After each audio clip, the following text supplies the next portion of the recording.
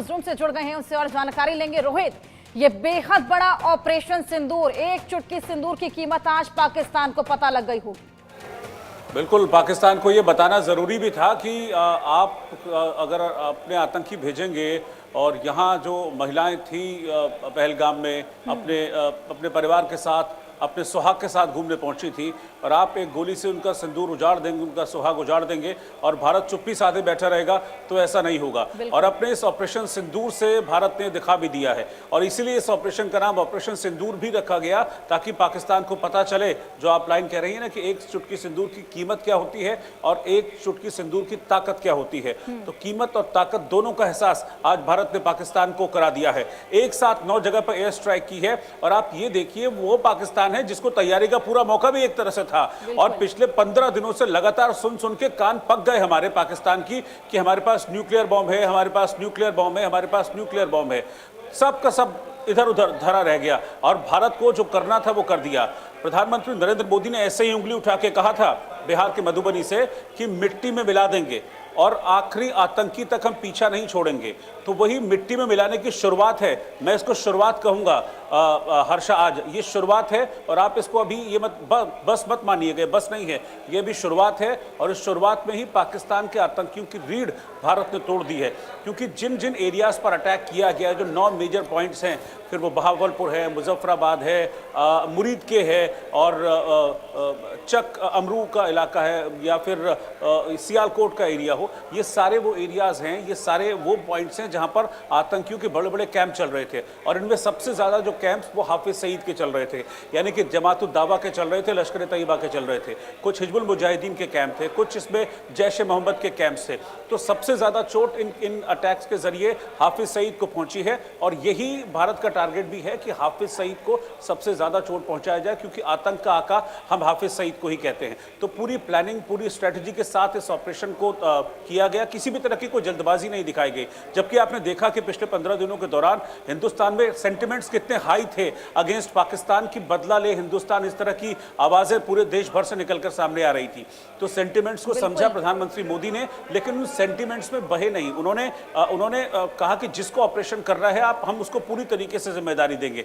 इसीलिए go through दिया था प्रधानमंत्री नरेंद्र मोदी ने सेना को कि देखिए, ये आपका काम है, आप टारगेट लॉक कीजिए, आप टाइम तय कीजिए, आप चीजें लॉक कीजिए, फिक्स कीजिए, और फिर उसके बाद अटैक कीजिए। अटैक कैसे करना है, किस तरीके से करना है, ये पूरी स्ट्रेटजी आपकी है। पीएम हाउस के बाहर से क्या हलचल वहां पर देखने को मिल रही है जब से ऑपरेशन सिंदूर को अंजाम दिया गया है? ये बेहद बड़ा ऑपरेशन रहा है, बेहद बड़ा प्रहार रहा है पाकिस्तान पर, संजय जी।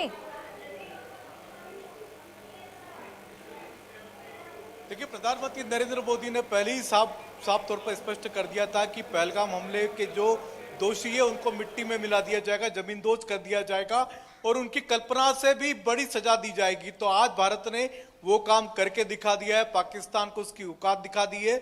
और साथ ही साथ, लेकिन भारत की आक्रमण में एक तरह से आप कह सकते हैं काफी संयम भी बरता गया है। संयम इस लिहाज से बरता गया कि किसी भी नागरिक ठिकाने पर निशाना नहीं लगाया गया, ना ही पाकिस्तानी सेना को निशाना बनाया गया है। भारत ने निशाना बनाया तो वही आतंकी ठिकानों को निशाना बनाया जहां से कि लश्कर तोयबा का कैंप चला करता था, जहां पर कि हिजबुल मुजाहिदीन का हेडक्वार्टर था, जहां पर जैश ए मोहम्मद का हेडक्वार्टर था। तो भारत ने जो भी हमले किए, जो 9 जगहों पर जो हमले किए, भारत की तरफ से जो हमले हुए हैं, वो आतंकी ठिकानों पर किए गए। तो भारत की ये बड़ी भारी विजय है कि भारत ने अंजाम भी दिया, लेकिन सैनिक ठिकानों पर या सिविल ठिकानों पर को निशाना नहीं बनाया। तो भारत की एक सक्सेसफुल, और जहां तक मैं इस समय प्रधानमंत्री निवास पर मौजूद, आप देख सकते हैं मेरे ठीक पीछे, यहां पर बिल्कुल शांति है, यहां पर बिल्कुल शांति छाई हुई है, क्योंकि प्रधानमंत्री नरेंद्र मोदी को पता था कि देश की सेना पराक्रमी है। इसीलिए भारत की सेना को प्रधानमंत्री की ओर से फ्री हैंड दिया गया था। सेना को तय करना था कि कब करना है, क्या करना है, कैसे करना है, टारगेट क्या होगा उनका। तो सेना ने तय किया, सेना ने अंजाम दिया, और आज सुबह सेना की 10 बजे प्रेस कॉन्फ्रेंस होगी, जिसमें सेना अपने इस पूरे ऑपरेशन सिंदूर की विस्तार से जानकारी देगी। लेकिन यहाँ पर ठीक प्रधानमंत्री निवास पर आज सुबह 11 बजे सीसीएस की बैठक बुलाई है प्रधानमंत्री ने, कैबिनेट कमेटी ऑन सिक्योरिटी। तो उसमें प्रधानमंत्री नरेंद्र मोदी अपने कैबिनेट कलीग्स को इस ऑपरेशन की जानकारी देंगे। उसके ठीक बाद कैबिनेट कमेटी की बैठक बुलाई है, तो कैबिनेट को भी इस ऑपरेशन सिंदूर की जानकारी देंगे, और इसके बाद फिर यहाँ पर लगातार बैठकों का दौर शुरू हो सकता है। लेकिन अभी आप देख सकते हैं यहाँ पर बिल्कुल शांति छाई हुई है। ऐसा लगता है जैसे यहाँ पर सब कुछ पहले से चीजें तय थी और पहले से सबको पता था कि क्या होने वाला है।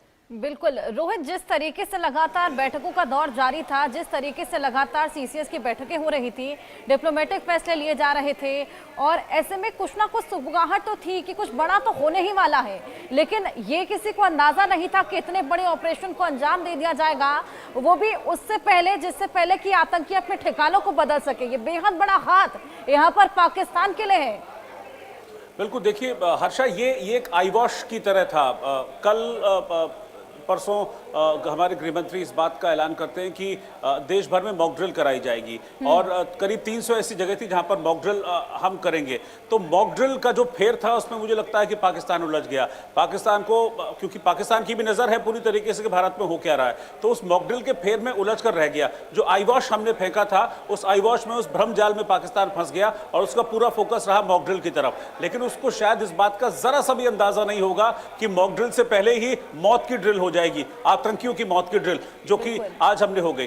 पिछले 15 दिनों में लगातार पाकिस्तान की तरफ से आप देखिए कितने स्टेटमेंट्स आए, उनके कितने बयानवीर थे जो मुंह से मिसाइलें छोड़ रहे थे। उसमें ख्वाजा आसिफ थे, उनके विदेश मंत्री इशाक डार थे, उनके रेल मंत्री थे, उनके सूचना प्रसारण मंत्री थे, कितने दुनिया भर के उनके मिनिस्टर्स पे, चाहे वो अपोजिशन लीडर्स हों, वो लगातार मुंह से मिसाइलें छोड़ रहे थे। हम परमाणु कर देंगे, हम न्यूक्लियर स्टेट है, हम फला है, हमारे पास ये है, हमारे पास वो है। भारत की तरफ से इस तरह का कोई भी उकसावे वाला स्टेटमेंट नहीं दिया, क्योंकि भारत स्लो एंड स्टेडी अपनी तैयारी कर रहा था। उसको पता था भारत को कि कहां मारना है और कब मारना है। सिर्फ एक स्टेटमेंट प्रधानमंत्री मोदी की तरफ से दिया गया था और रक्षा मंत्री राजनाथ सिंह की तरफ से भी दिया गया था कि देश के सेंटिमेंट्स को हम समझते हैं और इसका जवाब जरूर दिया जाएगा। बाकी कोई किसी तरह का बखान नहीं, कुछ नहीं। तो पूरी प्लानिंग, पूरी स्ट्रेटजी के साथ ही अटैक किया। बात ये रही कि लगातार भारत की ओर से यही बोला जा रहा था कि आतंकियों को निशाना बनाया जाएगा, आतंकियों पर प्रहार बरसाया जाएगा, आतंकियों को छोड़ा नहीं जाएगा। लेकिन पूरा पाकिस्तान डरा हुआ था, क्योंकि पाकिस्तान ये जानता है कि पाकिस्तान ही आतंकिस्तान है और उन तमाम आतंकियों को पनाह लगातार पाकिस्तान ही देता आया है और उसी का खामियाजा देखिए यहाँ पर भुगत रहा है। बिल्कुल, देखिए अब जैसे ही जब प्रधानमंत्री मोदी ने ऐसे उंगली उठाकर कहा था कि आतंक को मिट्टी में मिला देंगे, तो सबसे ज्यादा मिर्ची किसको लगी थी? सबसे ज्यादा मिर्ची पाकिस्तान के नेताओं को लगी थी और मुनीर को लगी थी, जो कि आतंक को पनाह देते हैं। उनको डर हुआ कि कहीं मेरे हाफिज सईद को न मार दें, उनको डर ये होने लगा कहीं मेरे मसूद अजहर को न मार दें, उनको डर इस बात का था कि कहीं मेरे सैफुल्लाह को न मार दें। तो इसलिए फटाफट अपने आतंकियों को छुपाने लगे थे। इंडिया न्यूज ने इस बात को एक्सपोज किया था कि लाहौर के एक ठिकाने में हाफिज सईद को छिपाया गया और लाहौर में इसलिए छिपाया गया उस एरिया में क्योंकि वो भीड़ भाड़ वाला इलाका है और ये पाकिस्तान अच्छी तरह से जानता है कि स्ट्राइक में स्कैल्प मिसाइल का इस्तेमाल किया गया है। स्कैल्प मिसाइल के इस्तेमाल से यहाँ पर मिसाइलें दागते हुए 9 ठिकानों को निशाना बनाया गया। राफेल ने ये मिसाइलें दागी हैं। स्कैल्प मिसाइल ने आतंकी अड्डों को तबाह किया है। युद्धाभ्यास भी लगातार जारी था। सर्जिकल स्ट्राइक के लिए ये मिसाइलें बनी है। स्कैल्प मिसाइल जिसका इस्तेमाल यहाँ पर ऑपरेशन सिंदूर में किया गया है। एयर स्ट्राइक में स्कैल्प मिसाइल का इस्तेमाल, ये बेहद बड़ी खबर। राफेल ने ये तमाम मिसाइलें दागी हैं, जिसके बाद 9 ऐसे ठिकाने जहां पर ये आतंकी दुबक कर बैठे थे, जिनको यहां पर ध्वस्त कर दिया गया, तबाह कर दिया गया है। तस्वीरें देखिए, राफेल के द्वारा ये स्कैल्प मिसाइलें हैं, ये तमाम मिसाइलें यहां पर दागी गई हैं और पाकिस्तान यहां पर थर-थर कांपता हुआ नजर आ रहा है। 9 ऐसी जगह जहां पर ये मिसाइलों को दागा गया। राफेल जो कि एयर स्ट्राइक के लिए निकले थे, इन तमाम मिसाइलों को दागते हुए यहां पर ये ऑपरेशन सिंदूर को अंजाम देकर नजर आई है। ये तमाम तस्वीरें भी हम आपको दिखा रहे हैं। राफेल विमान की ये तस्वीर आपको दिखा रहे हैं। आसमान को चीरता ये राफेल अपने साथ स्कैल्प मिसाइल लेकर गया था, जिसके बाद इस बेहद बड़े स्ट्राइक को अंजाम दिया गया है। ये गर्जना आप सुन रहे हैं, ये राफेल की गर्जना, जिसके पास स्कैल्प मिसाइल थी, और ये गर्जना जब पाकिस्तान के आसमान में पहुंची, उसके बाद पाकिस्तान के होश फाख्ता हो गए। जावेद हुसैन हमारे साथ जुड़े हैं। जावेद, ये बेहद बड़ा ऑपरेशन सिंदूर जिसको अंजाम दिया गया, जिसके बाद पाकिस्तान में खलबली मच गई है। पाकिस्तान को अंदाजा भी नहीं था कि कुछ इतना बड़ा पाकिस्तान के साथ होने वाला है। 9 ऐसे ठिकाने जिसको निशाना बनाया गया। राफेल जो कि स्कैल्प मिसाइल अपने साथ लेके गई थी, उसके बाद जो गर्जना आसमान में सुनाई दी, उसके बाद से पाकिस्तान थर थर कांप रहा होगा।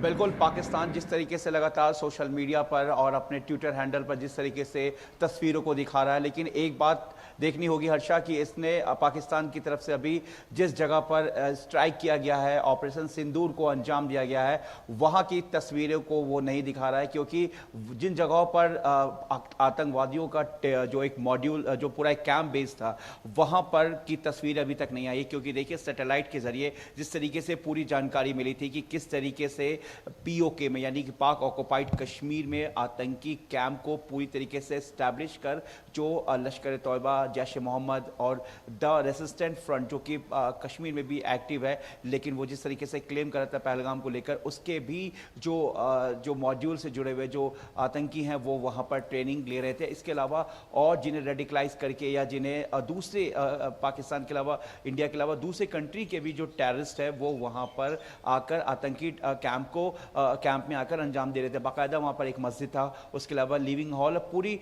सैटेलाइट के जरिए एजेंसीज और सुरक्षा एजेंसियों की माने टॉप सोर्सेज से तो पूरा एक तस्वीर सामने आया था। और जो ऑपरेशन को अंजाम दिया गया है, हम आपको बता दें कि उसमें से ये भी एक हिस्सा उसका है, क्योंकि जिस तरीके से पाक ऑक्युपाइड कश्मीर में ऑपरेशन सिंदूर को पूरी तरीके से अंजाम दिया गया, और अब हालांकि सुबह का वक्त हो रहा है, और जिस तरीके से रात के करीब 2:30 के आसपास, 2:30 से लेकर 2:38 तक लगातार मेरे वीडियो में आपको दिखाऊंगी कि मेरे पीछे जो पहाड़ी आप देख रही हैं, ये पहाड़ी है जहां पर हमने कल सुबह ही पाकिस्तान का जो एलओसी बॉर्डर है वहां से तकरीबन 35 कुछ किलोमीटर की दूरी से ही हमने ग्राउंड रिपोर्ट दिया था। और इसी पहाड़ी से रात के वक्त से लगातार जो है आपको बमबारी की आवाज़ आ रही थी, बीच बीच में रुक रुक कर आवाज़ आ रही थी, लेकिन फिर उसके बाद अचानक बमबारी की आवाज़ फिर तेज़ हो गई। लेकिन अब तकरीबन 5 बजे के बाद से बमबारी की आवाज़ इस वक्त नहीं आ रही है। और आप देख सकते हैं कि अभी हालांकि सुबह का वक्त हो रहा है, पहले की तस्वीरें हैं, अभी की नहीं, ज़्यादातर लोगों को अभी नहीं पता है। लेकिन जो जावेद दिखा रहे हैं वो कुछ देर पहले की तस्वीरें हैं। जिस तरीके से 9 ठिकाने हैं जिन पर ये मिसाइलें दागी गई हैं, ऐसे में पाकिस्तान पर ये बेहद बड़ा प्रहार, जिसको लेकर पल पल की अपडेट्स आपको दे रहे हैं। ये देखिए, कुछ देर पहले की ये तस्वीरें हैं, किस तरीके से इस पूरे एयर स्ट्राइक को अंजाम दिया गया। ऑपरेशन सिंदूर का नाम देते हुए यहां पर जैश की कमर तोड़ दी गई है। न केवल जैश, लेकिन लश्कर भी, तमाम आतंकी ठिकाने जहां पर दुबक कर बैठे थे तमाम आतंकी। एमएच ने जानकारी दी है कि सटीक हमला यहां पर किया गया है, ठिकानों पर यहां पर प्रहार बरसाया गया है। राफेल आसमान में गूंजता हुआ गया है और पाकिस्तान के आसमान को चीरता हुआ ये मिसाइलें, स्कैल्प मिसाइलें यहां पर दागी गई। लगातार आपको अपडेट्स दे रहे हैं। इसी बीच एक और बड़ी खबर, ऑपरेशन सिंदूर से आतंकियों की कमर टूट गई है। आतंकी हाफिज का ठिकाना बुरी तरीके से ध्वस्त कर दिया गया है। हाफिज सईद, आतंकी मसूद अजहर का मदरसा भी यहां पर तबाह कर दिया गया है। जैश ए मोहम्मद का हेडक्वार्टर पूरी तरीके से तबाह किया गया। ये तमाम आतंकी ठिकाने जहां पर ये आतंकी, बड़े बड़े आतंकी हैं जो लगातार आतंकी गतिविधियों को अंजाम दिया करते थे, जो भारत के खिलाफ न जाने कितनी षड्यंत्र रच चुके हैं। आतंकी मसूद अजहर का मदरसा भी है जिसको तबाह किया गया है। ये तमाम आतंकी जिसको पाकिस्तान किसी ट्रेजर की तरह लगातार दुबकाता हुआ नजर आता है, अब उन पर ये बेहद बड़ा प्रहार। मनोहर केसरी हमारे सहयोगी हमारे साथ जुड़ गए हैं, उससे और जानकारी लेंगे। मनोहर, ये तमाम आतंकी जिनको ट्रेजर की तरह लुकाता छुपाता पाकिस्तान, उनके ऊपर ये बेहद बड़ा प्रहार, इसको लेकर क्या और जानकारी? देखिए, बिल्कुल जिस प्रकार से प्रधानमंत्री नरेंद्र मोदी ने बिहार की धरती से पहली बार कहा था कि आतंकियों के खिलाफ जो है सो ऐसी कार्रवाई करेंगे कि कल्पना से परे होगा, और आज उसका नतीजा है कि सेना की ओर से जो है सो ऑपरेशन सिंदूर चलाया गया। और ऑपरेशन सिंदूर के तहत पाकिस्तान में 9 आतंकी ठिकानों पर हमला किया गया, जिसमें जैश-ए मोहम्मद और लश्कर-ए-तैयबा के जो मुखिया है, सरगना है, उनके हेडक्वार्टर को तबाह कर दिया गया। जैसा कि हमारे दर्शक देख रहे हैं कि किस तरह से नेस्तनाबूद कर दिया गया है, जमूदोज कर दिया गया था। प्रधानमंत्री ने कहा कि हम सिर्फ आतंकी नहीं, जो इस आतंक की साजिश को नाकाम जिन्होंने नाकाम साजिश की थी उनको हम इस तरह से मिट्टी में मिला देंगे। तो वही आप वीडियो देख सकते हैं किस तरह से मिट्टी में जो है इन मसूद अजहर हो चाहे हाफिज सईद हो, उनका जो है सो हेडक्वार्टर और मदरसा पूरी तरह से तबाह हो गया है। और भारत सरकार की ओर से, सेना की ओर से कुछ ही देर के बाद 10 या 11 बजे के आसपास एक आधिकारिक ब्रीफिंग की जाएगी, क्योंकि देर रात करीब 1:40-44 में भी एक प्रेस रिलीज जारी की गई थी जिसमें सारी जानकारी दी गई थी कि हमने जो है सो आतंकी ठिकानों पे हमला किया है, 9 आतंकी ठिकानों पे हमला किया है। और उसके साथ साथ अगर कहें तो भारत सरकार की ओर से यह भी कहा गया कि हम जो है सो पाकिस्तानी मिलिट्री पे हम अटैक नहीं कर रहे हैं, वहां के सिविलियन पे हमने अटैक नहीं किया है, सिर्फ आतंकी ठिकानों को निशाना बनाया है जो इस घटना को अंजाम दिया है। यानी ऑपरेशन सिंदूर, जिन माताओं के सिंदूर मिट गया उसका बदला भारत सरकार ने लिया है। जी बिल्कुल मनोहर, लगातार यहाँ पर 9 ऐसे ठिकाने जहाँ पर ये मिसाइलें दागी गई हैं। राफेल का वो विमान जो आसमान को चीरता हुआ, स्कैल्प मिसाइलें दागता हुआ यहाँ पर पाकिस्तान को ये बड़ा प्रहार देता हुआ नजर आया है। मनोज कुमार भी हमारे साथ जुड़े हैं, उनके पास भी चलेंगे। क्या लगता है मनोज जी, इसके बाद अब पाकिस्तान का क्या रुख रह सकता है? क्या लगता है रिटेलिएट करेगा, वॉर की स्थिति उत्पन्न होगी? ये बेहद बड़ा सवाल अब बना हुआ है। देखिए हर्षा जी, जिस तरीके से ये ऑपरेशन सिंदूर को अंजाम दिया गया भारत सरकार ने जैसे दिया है, आप समझिए 22 अप्रैल की ये घटना थी और जिस प्रकार से देश के प्रधानमंत्री मोदी जी सऊदी अरब की यात्रा को रद्द करके वापस आए और एयरपोर्ट पे जो बैठक की और उसके बाद से सीसीएस की बैठक होने के बाद से जिस तरीके से पूरे ये 15 दिनों में जो गतिविधियां भारत सरकार और इंडियन आर्मी ने लिया, आज उसी का परिणाम हमें ऑपरेशन सिंदूर के रूप में दिख रहा है। और मैं आज ये कहना चाहता हूं कि जिस प्रकार से पाकिस्तान की जो सेना पूरी तरीके से एक तरीके से विफल हो गई और जिस तरीके से राफाल ने, अभी आप जैसे बता रही थी कि उसके बिल्कुल चिन्हित, मतलब ये आज भी भारत के सैन्य के अंतर्गत पाकिस्तान के जितने भी सैन्य आर्मी हो या जो टेररिस्ट जो ट्रेनिंग कैंप थे वो सारे रडार पे हैं और जब चाहे जैसे चाहे उसको समाप्त कर सकता है। लेकिन भारत एक जिम्मेदार देश है और उसी को ध्यान में रखते हुए उन्होंने सिविलियन एरिया में न अटैक करते हुए जो भी टेररिस्ट के जो इनके जो आतंकवादी जो गतिविधियां जहां से होती थी, जहां से ये लोग लॉन्च पैड्स जो तैयार करते थे, उसको एक एक करके 9 जगह पे चुना है। और ये सबसे बड़ी बात है कि आप देखिए बहावलपुर की जो आप बात कर रही थी वो पंजाब के अंदर आता है और आप समझ सकते हैं कि पंजाब के अंदर जाके जिस तरीके से ये स्ट्राइक करना, मुझे लगता है कि ये भारत की जो इंडियन आर्मी है उसको गौरवान्वित करता है और भारत के देश के नागरिकों को गर्व करने का आज के दिन है कि जिस प्रकार से भारत के अंदर एक पूरे देश में जो एक एंटी पाकिस्तान जो सेंटिमेंट्स बन रहा था, क्योंकि जिस तरीके से निर्दोष हमारे टूरिस्ट, बिल्कुल अरविंद जी भी हमारे साथ जुड़ गए हैं, मनोज जी उनके पास भी चलेंगे, उनका भी रिएक्शन ले लेते हैं इस पूरे ऑपरेशन सिंदूर को लेकर। अरविंद जी, जिस तरीके से 9 ठिकानों को यहाँ पर तबाह किया गया है और केवल आतंकी ठिकाने रहे जहां पर ये प्रहार बरसाया गया, मकसद साफ था कि सिविलियंस को कोई भी नुकसान ना पहुंचे, यहां तक कि सेना के ठिकानों को भी निशाना नहीं बनाया गया। बिल्कुल आपने सही कहा है, पर मुझे लगता है कि पाकिस्तान सरकार को अब भी समझ में नहीं आ रहा है। पहली बात तो ये कि पाकिस्तान सरकार ये सोच ही नहीं रही थी कि ऐसा हो सकता है। आप पाकिस्तान पीएम के ट्विटर अकाउंट को देखिए, वहां पे लिखा है कि 5 जगहों पर हमले हुए हैं। उसके बाद में उनके रक्षा मंत्री का बयान आता है कि नहीं 7 जगहों पे हुए हैं और उसमें वो ये भी कह रहे हैं कि नहीं वो कहीं से पता नहीं किसी औरत को दिखा रहे हैं, किसी बच्चों को दिखा रहे हैं और वो ये साबित करने की कोशिश कर रहे हैं कि यहाँ कोई आतंकी ठिकाने नहीं थे, यहाँ पे आम जनता थी जिसपे ये हुआ है। और बड़े बड़े बयानात आना शुरू हो गए हैं। अभी ट्रंप ने कहा है कि जो जैसा है जो है ठीक है, वह तुरंत रुकना चाहिए। जो संयुक्त राष्ट्र संघ के महासचिव है उन्होंने ये कहा कि दोनों ही देश संयम बरते। और जो भारतीय सेना ने जो कहा है वो काफी रुचिकर है। उन्होंने ये कहा है कि दरअसल हमने आतंकियों के ठिकाने को किया है, न तो हमने सैनिक अड्डे को निशाना बनाया है, न आम आवाम को। तो यहाँ पर ये बयान के पीछे का आप ये देखिए कि भारत सरकार पूरी तरीके से तैयार है और दरअसल अगर पाकिस्तान रिटेलिएट करता है या किसी तरीके से वापस जवाब देगा तो वो कहाँ देगा? क्या हमारी आम जनता पे करेगा या हमारे? चलिए सर, मैं आपके पास वापस लौटूंगी। एक और बड़ी खबर ऑपरेशन सिंदूर से जुड़ी, आपको बता दें ऑपरेशन सिंदूर से जुड़ा ये बेहद बड़ा अपडेट सामने आ रहा है। हमले का फाइनल फैसला एनएसए अजीत डोभाल ने किया था। तो हमला किस तरीके से किया जाए, किस तरीके से प्रहार बरसाया जाए, इसकी पूरी प्लानिंग पीएम को बताई गई, अजीत डोभाल द्वारा की गई थी। सिर्फ आतंकी ठिकानों पर ही हमले का फैसला यहां पर लिया गया था। मकसद साफ था, केवल आतंकी ठिकानों को ही निशाना बनाना है, किसी भी तरीके से सिविलियंस को हम यहां पर नहीं पहुंचवाना, क्योंकि किसी भी वॉर में हमने देखा है आम जनता हमेशा खमियाजा भुगतती हुई नजर आती है।